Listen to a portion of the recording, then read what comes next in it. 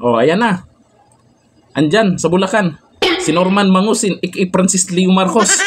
Pinaghahandaan yung big time humanitarian na meron daw only eyeglass, only wheelchair, at iba pa, sabi nila. Ang tanong dito, Mayor, hindi ba vote buying yan? Sabi ng karamihan, tarpaulin nakalagay.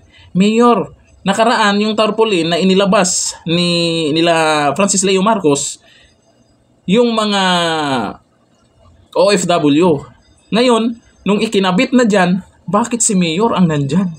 Naku, yun ang malaking katanungan. Marami ding mga nagtatanong, legit ba yung pinamigay? Hindi natin alam. Pero kagaya neto na pinos ng nakakaalam, yung salamin kung magkano lang, yung wheelchair magkano lang, tapos kay Mayor, 3 million daw. Vote buying na yan, Mayor. Kumelek, kami nagtatanong lang. Vote buying ba yan? Matutuloy ba yan? Sabi, tuloy na tuloy daw yan.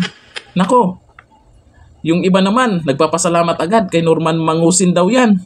Kay Francis Leo Marcos daw yan. Hindi nila alam, ang mga OFW ang nagtutulong-tulong dyan para magkaroon ng humanitarian.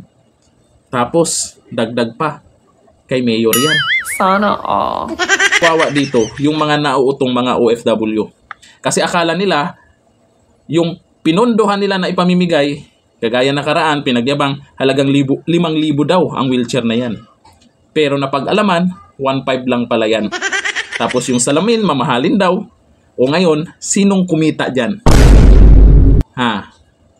Ako'y nagtatanong lang, dating nakasuporta kay Francis Leo Marcos, dating mga OFW na nagbibigay dyan para dun sa mga yung pandemic, yung sa bigas, na yan yung mga karamihan ngayon na sinasabing basher niya. Pero sila po yung mga nagbigay ng milyong halaga para sa pabigas di umano ni Francis Leo Marcos, pero galing pala sa mga OFW. Yun po yung mga nagsasalita ngayon sa social media, binubuking siya. Kaya Mayor, paalala, Norman Mangusin ang pangalan niya. Aabangan natin yan. Kasi malaking tulong din naman yan sa mga taga Bulacan. Ang inaalala lang natin dyan, yung mga taong mabubudol na naman.